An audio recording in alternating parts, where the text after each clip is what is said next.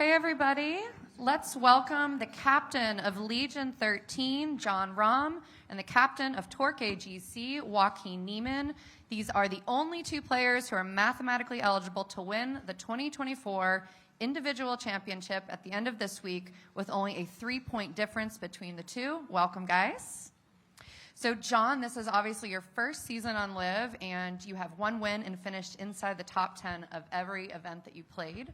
Did you have this as a goal heading into this year, and are you surprised by your performance? Yeah, this was the goal, to have a chance to win and hopefully win. Joaquin's played fantastic all year, so to just be in this position means that I've done pretty well myself. And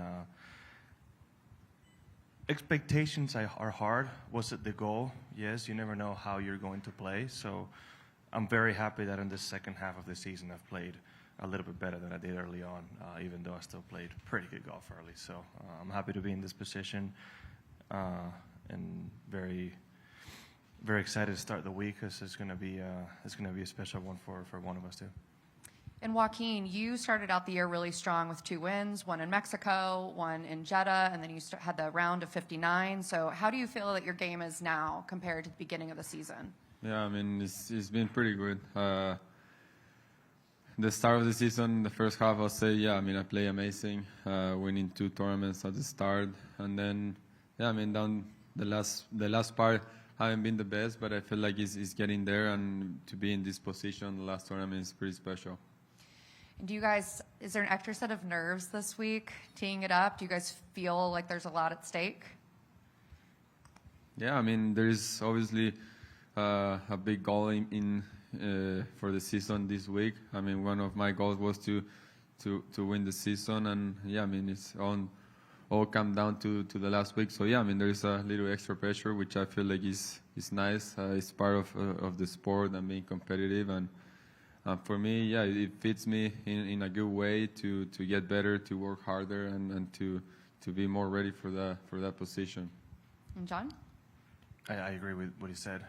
Yeah, I mean, I think you'd be lying to yourself if you said there's nothing extra, right? We're all aware it's the last event, and for the two of us, obviously, we both want to win.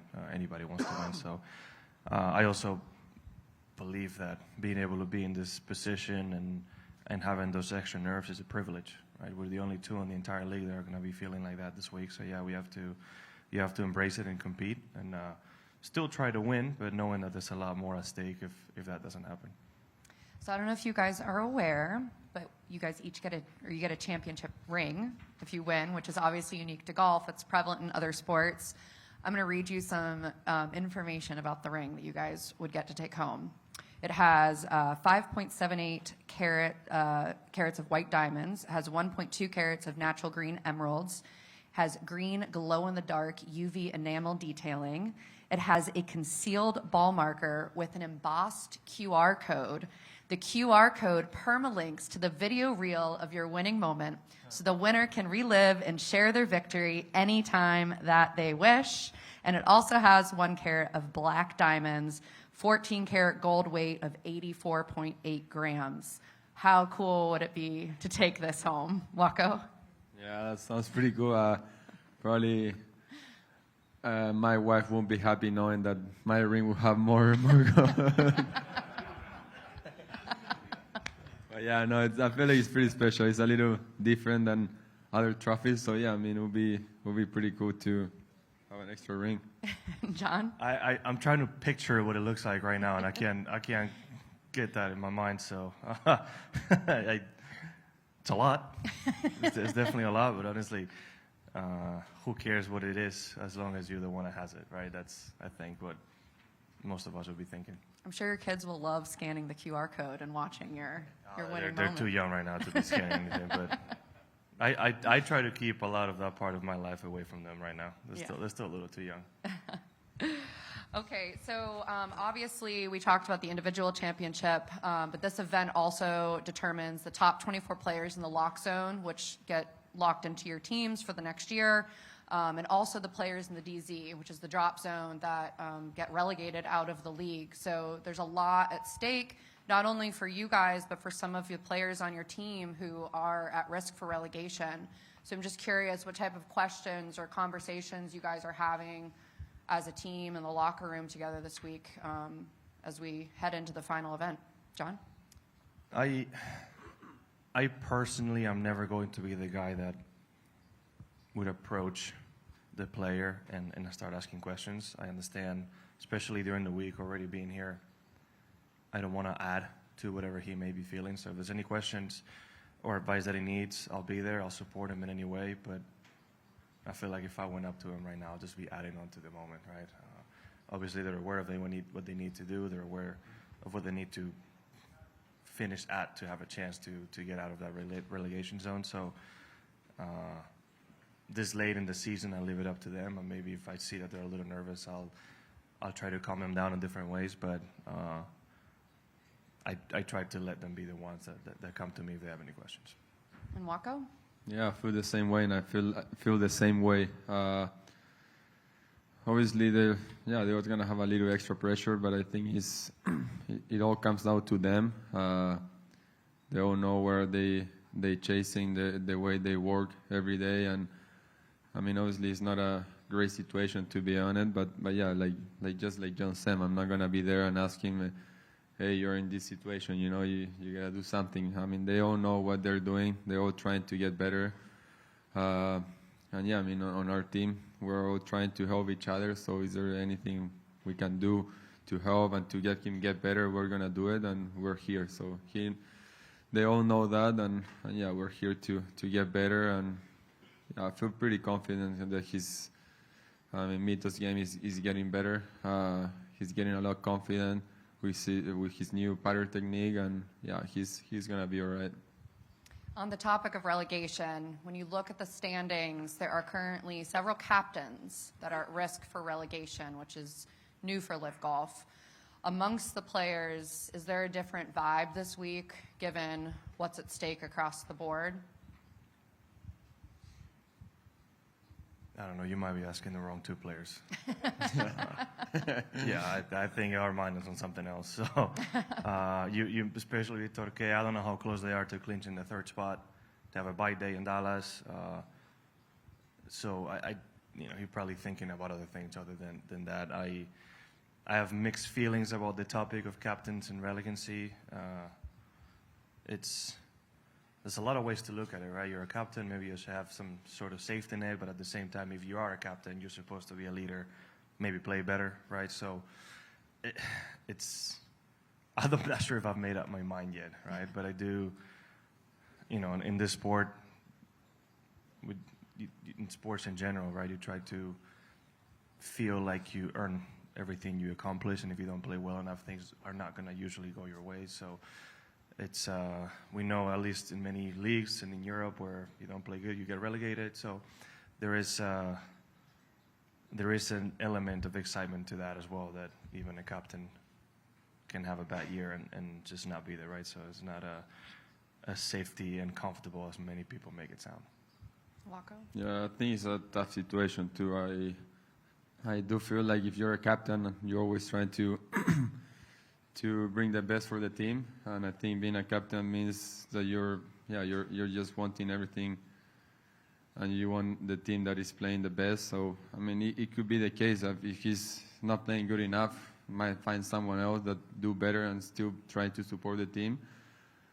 But yeah, I mean, they could be different ways, but yeah, it's a tough position to be on it. And yeah, I mean, I feel like in golf, we're always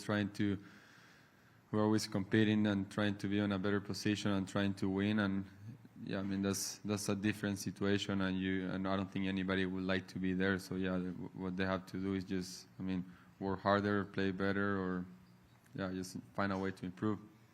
And last one from me, as captains, have you guys started thinking about the offseason and what that could look like for your team in 2025? Obviously, certain players will be free agents. There's the possibility for recruitment. There's player pathways from LIV Golf Promotions. Have you guys given any thought to that as the trade window, I believe, opens after Dallas? I mean, for me, my team is looking pretty solid. I like how's my setup. I feel like we obviously we haven't played our best as team during the season. We still obviously 2 weeks from the end, and we still can make something happen. I feel like Dallas is the main week, and we gotta play good. And there's a lot of stake this week to get that bye. But if not, there's still also a big chance for us to win. So yeah, I mean there's a lot of golf to play, and for us the off season is a good way to prepare ourselves and try to improve. But yeah, I mean I'm pretty excited to see what's going to happen on the other teams. John? I've given it a little bit of thought, but not a lot. My mind right now, past Dallas, is more preoccupied with the birth of my daughter than anything else. So I know Jeff has been thinking about it and the possibilities. I haven't. Obviously, a lot depends on what happens this week, because if Kieran doesn't have a good week, then yeah, we're gonna have to think about some possible moves. So, you never know. You never know what may happen. But I am intrigued as well, as my first off season and trade world experience for LIV Golf. I am interested in seeing what may happen. I've heard rumors of different interests from teams and different players. Some of my players, which with the year we've had, I hope they don't want to go anywhere. So yeah, I'm definitely looking forward to see what happens. Great. Thank you, guys. So is this the biggest sports showdown between your two countries since the 2014 World Cup? I don't even know when. Well, the 2014 World Cup didn't fare very well for us, so I can't remember many sporting events where Chile and Spain actually get to go at each other. So I don't know if it would fulfill that high a caliber, but we're certainly excited for it, right? I mean, it's not really the countries behind it like it would be in the World Cup, but I guess the situation. I think it's very good for Hispanic golf in general. The fact that you have two Spanish-speaking men competing for the title, I think it says a lot, right? I think you can inspire a lot of people, both in Latin America and in Spain. Marco, you were 15 at the time. I was trying to. I didn't know. I didn't get the question. It's okay. I'm just curious, when was the first time you guys met? Do you recall that? I think you guys played the 2017 U.S. Open. Might have been the first tournament you were in the same field. 2017. No, I played U.S. Open on 2017, but I was an amateur. I mean, I don't playing us together. I think the first time we played together, we might be here, or paired together. No, we played a practice run at Augusta for sure. Yeah. With Sergio. I don't know if we were paired in the tournament together before. It's hard to remember. That 17 U.S. Open wasn't it? That was Aaron Hills. Too many golf rounds. Yeah, it's too many. I couldn't pinpoint exactly when the first time. But paired together in the tournament round, yeah, it might have been first round of Mayakoba. So that I can remember. At least. I don't remember. We played in Shadow Creek. We played Shadow. We played Shadow Yeah, Creek. I played so bad I deleted that. I remember you were a little pissed. I remember that. Well, I think my basic level on the golf course, no matter what, is a little pissed, and then it just goes up Just from a there. little. So Shadow, yeah, I mean maybe Shadow. That was I don't a few remember. years ago. So, John, what would a season-long title mean, and how you personally view your season, and maybe how others will view your season this year? I can't get too concerned about what others think, to be fair. It's hard to answer these questions. I always say, if I do get it done on Sunday, ask me then, because right now it's all hypothetical, right? Obviously, it would be a great accomplishment to come in on my first season and win it. It is the goal, but it's not easy to do, especially with how great players like Joaquin have played, right? So it's even just getting to this point has been a good year. I think overall, what I felt like I've played and maybe what I've read on the media of how I've been playing hasn't matched what I was feeling, right? I think I was playing better golf than I was giving credit for. And I think on the second half of the season from the U.S. Open on, I think I've played and has been spoken of is matched, right, in the sense of my game has been in the same level people have been talking about. So it's a bit of two tails, but I've been comfortable. Hasn't been my best year, but this summer has been really, really good to me, and hopefully I can keep it going towards the end of the season. And Waco, you guys, as you mentioned, still have a chance to move into the third spot and earn a bye. How much have you guys talked about it this week? And how important is it to get that bye? Yeah, we know it's important. I think there's a few things that has to happen, us winning, and then a few other teams not doing that great. So yeah, there's a lot that need to happen, but we still feel pretty good knowing that, worst case scenario, we gotta play an extra day, match play against another team, which I feel like is a pretty good format for us. We got 4 strong players for match play. So yeah, I feel like I look at it that way. If we make it through, we make it through. If not, we're just gonna have to have more fun during one more day. So it will be fun, whatever comes. And my last question, obviously, you guys are still in your 20s, still evolving as golfers. What's the thing that you feel like you've improved on the most this season?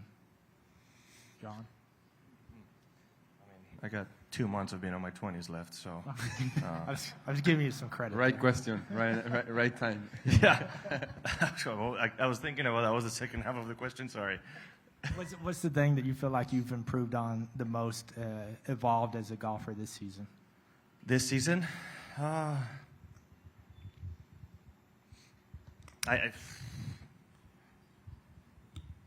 There's so many aspects to look at, right? There's obviously some changes when you come to LIV Golf to adapt to, but in a lot as a captain, so it's hard to say one without disclosing too much of what I do, of what I would like to share, right? So there's just some things mentally that I think I've started to improve throughout the season, and probably the reason why I've been closer to winning on the last 3-4 events in general. But it's almost like either too broad an answer that I can give you, way too specific, where I don't want to dive into the details too much. So it's hard to answer that. For me, I feel like it's been a big change since I came to LIV Golf, especially because of my team. I feel like I've been able to listen a little more and try to understand what other people do things better, and being able to have 3 other guys there that do really good stuff during the day and not just golf in general. Being able to learn that and try to apply it into my life, it's been really helpful, and yeah, it's been helped me to grow a lot the last 2 years. So I feel like looking at it that way, it's been great being around a good team. Hey guys, Dan from Sports Illustrated here. I just got to say, over the years, it's been so fun to watch you guys. From the competitive nature and the artistic style to your gameplay, that it's been a joy. And now to get to the end of another season is just, again, an absolute pleasure. But kind of looking back, we'll go historically. When you guys achieve a win in your career, how do you process that? Is there a prize awaiting for you, something that you treat yourself? Is it raise the trophy, set it back down, and grind tomorrow morning? I'm just curious, is there something to that? When you achieve a win in your career, what follows that for you? I try to look at the way that winning a golf tournament, winning a trophy is just a trophy. I feel like for us, we got a long career, and we try to improve every day, try to improve every aspect of our game and of our life. And winning a golf tournament, I feel like obviously it brings a lot of attention, and you do what you expect to do. But I feel like it's a good learning point to see what kind of stuff you're doing right, what kind of stuff you're not doing right, and it's a good process to learn a lot. But yeah, I mean, I try to look at the way it's just a trophy. I feel like there's few times before that I won, and I felt like I made it, and it's not that way. I still need to recover the next day. I need to sleep next day. I need to get up and work again and do everything again. So yeah, I mean, I feel like winning is, it's just a name. It just doesn't change anything. I mean, I agree with what he said. It's very, very gratifying and satisfying to see everything you work for happen and get that win. But I feel like in golf, unlike many other sports, for the most part, there's always a next week. Right? Like one of us can win the tournament and the season title this week, and you can't overexert yourself because next week you have the team championship, right? So I feel like this in golf there's always a next week coming, which is kind of a blessing and a curse at the same time, right? So this maybe what I've done in the past, if you accomplish something big, you almost have to postpone it until you have time and then celebrate it. Because one of the best advice I ever got was from Rafa Nadal, and it was after winning the Masters, and he told me, make sure you enjoy this moment, make sure you celebrate it, because you don't really know when it's going to come again. Now, when he told me that, I don't know if he was aware that I was playing the week after, 3 days later at Hilton Head, but the week after we had 1 or 2 weeks off, then you can let yourself celebrate it, right? So it's almost like you can pick your spots, enjoy what you've accomplished, but what he said, win or lose, the next day you wake up and you start all over again. The grind doesn't really stop, right? So it's that's what I think can separate golf, but you can see it in other sports where, I mean, Kobe was famous for it. I mean, he might have been the only one, right? But like win or lose an NBA title, take 2 weeks off and start over again, right? So we don't usually have that long enough off season in golf, but I personally have tried to share and enjoy those wins with the people around me. That's great. Thank you, guys. Jon, you referenced this a little bit a while ago, a couple minutes ago, but is your recent play, going back to your win, the Open, the Olympics, the close call, Greenbrier, is it comparable to that stretch last year when you won 4 times, including the Masters? I would like to say yes, but no, because I did win 4 times, including the Masters. So had I won 3 of those events in the Olympics and the Open, maybe I could have compared it, but no. I've enjoyed that month of golf. Was really, really enjoyable. It almost started in Valderrama to play good, finish top 10 in a tough week, 7th at the Open, win JCV, almost get it done at the Olympics, and then Greenbrier. It's been kind of what we were just talking about, seeing what I've been working for this year happen finally. So it's been really enjoyable for me to do. A couple of painful moments in between, but it's what you compete for, right? It's what you practice first to put yourself in those situations. So golf level game-wise, yeah, maybe I've been close to what I did last year early in the year, but still I would say it's maybe a little bit below that. Also, you mentioned your wife's going to have a baby. Can you tell us where things stand with, I guess the Spanish Open coming up, the Ryder Cup, meeting those commitments? Can you tell us where all that is? Are you going to try to play the 4 or the 3 more that you need, or are you trying to work out something?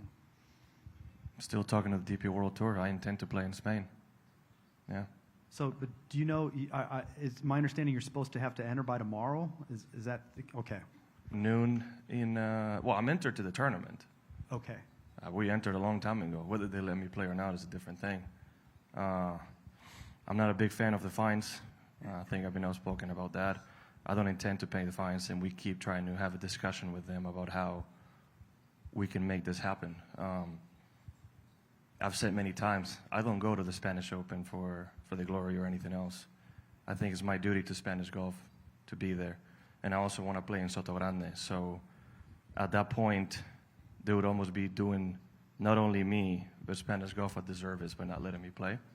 So yeah, that's why we're trying to talk to them and make that happen. I would also love to play the downhill. I have a good friend who asked me to play, and Johan's been a great ambassador for the game of golf. So I would love to be able to play all those events. I'm sorry, the other event you mentioned, is that the other Spain event? Yeah, Soto Grande Right. is the town next to Valderrama. So that's the Andalusia Open or Masters, I think is the name.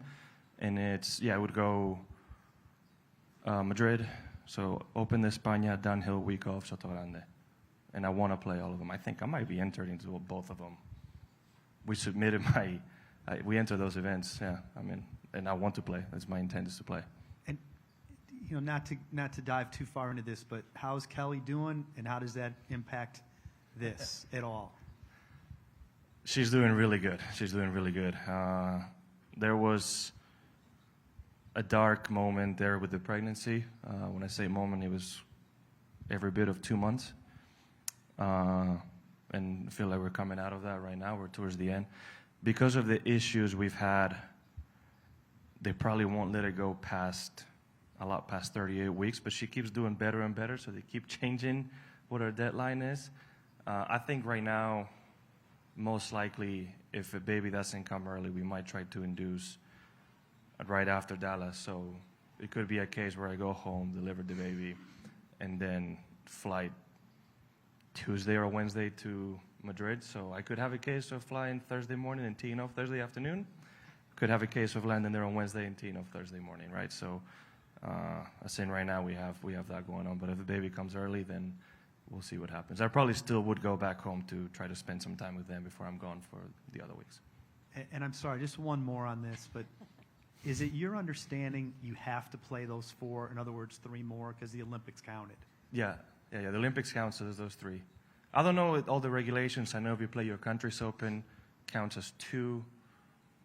If you don't play your country's open event, you need to play 1 more. I believe, could be wrong. It's never really been an issue because I usually play enough and I want to play them. So, but yeah, I think it's not only that I have to play those 3, that I want to play those events.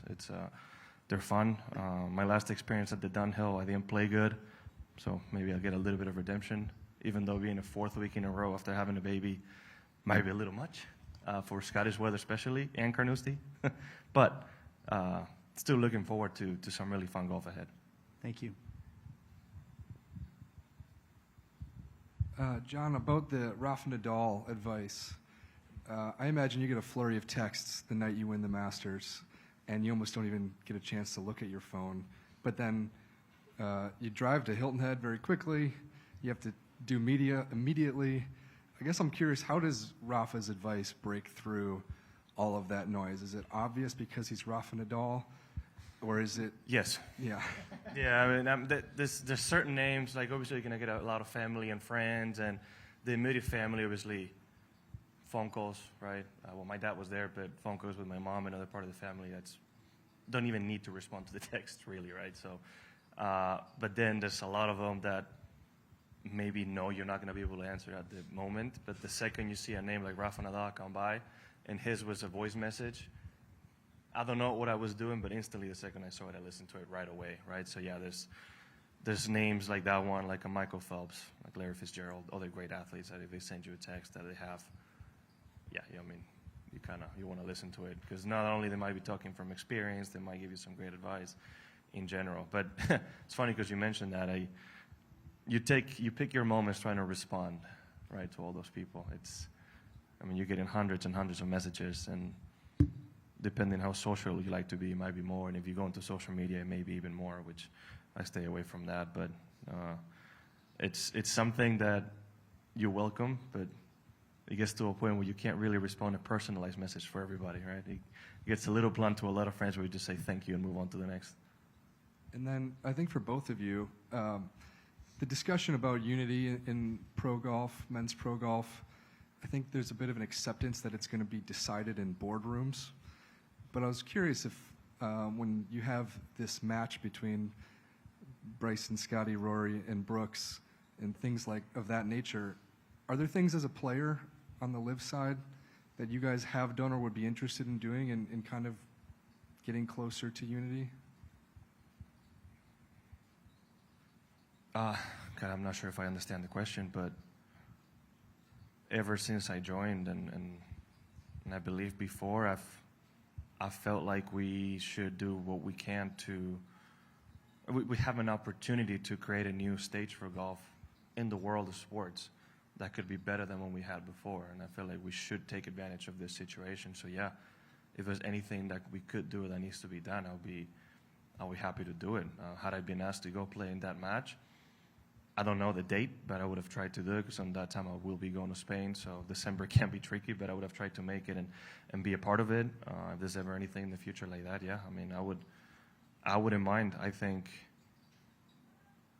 we could do some special things having both tours, for the league and the tour, and we could end up with what I keep saying is an even better product for the spectators to watch, and something very, very special. Now, you do need the smarter people behind closed doors to decide what that looks like.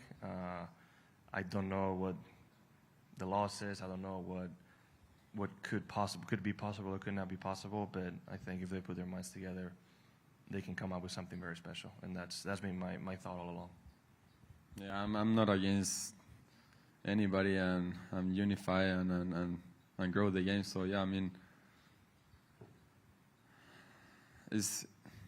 I don't think there's much I have to say. I feel like it just whatever comes that I can do to help grow the game and try to unify and have more people interested on the game. I'll be here, happy to do it and try to help out.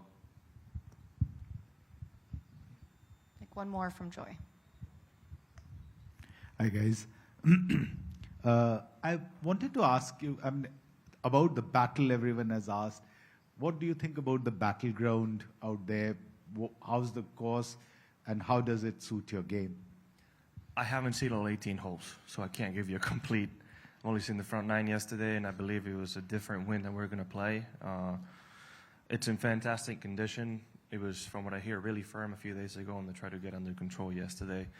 Small greens, maybe not the longest overall, not the narrowest fairways, so it does seem like approach game is going to be very important this week. Like I said, I mean, overall, the message would be small greens they're not flat, so they play even smaller than they are. It could be a week where, you know, if your ball striking's on and your irons are on, you could have a very low one, and the opposite, where if you're missing greens, it could be a very long week as well, right? So I think it can be deceptively difficult for people that are just looking at it on paper without seeing it in person. Yeah, I mean, just what John said is, I feel the same way. I always like playing golf in the Northeast. I feel like they always, this time of year, have great conditions like they have here right now. So for us, obviously, there is different type of golf courses and their defense from the golf course are. For us, for me, it's always nice to play good conditions, and that's what we have this week. So yeah, whatever the challenge of the golf course brings, it will be a good challenge. And I also haven't seen the front 9 yet, so I'm pretty interested to see what it is. But I'm pretty sure it's similar to. I have kind of like an idea about seeing at the back 9, so it will be a nice challenge. And if I can ask you guys, John, you played I think 37 rounds on LIV Golf this season, and had just 2 rounds where you failed to break par. Joaquin, you had a 59, and I thought you had a great 6 under in UK where John was winning, and you needed to keep track of him in that tournament. Can you just both tell me about any round that really stood out for you guys during the season, or will it be a case of Sunday's round being the best round of the season? What happens? I mean, for me, obviously the best round of the season was the 59 Mayakoba, for sure. But I mean, it's hard to beat that. But looking back, I mean, I had a few good finish on Sunday, which I mean, looking back to JCB where John won, I was 1 shot behind, where I was pretty far back on Sunday, and I knew I needed to do something because obviously Jon had a great chance to win, and the way he was playing, it was pretty possible to happen. So yeah, sometimes it gives some, you know, it kind of reminds you that every shot's count.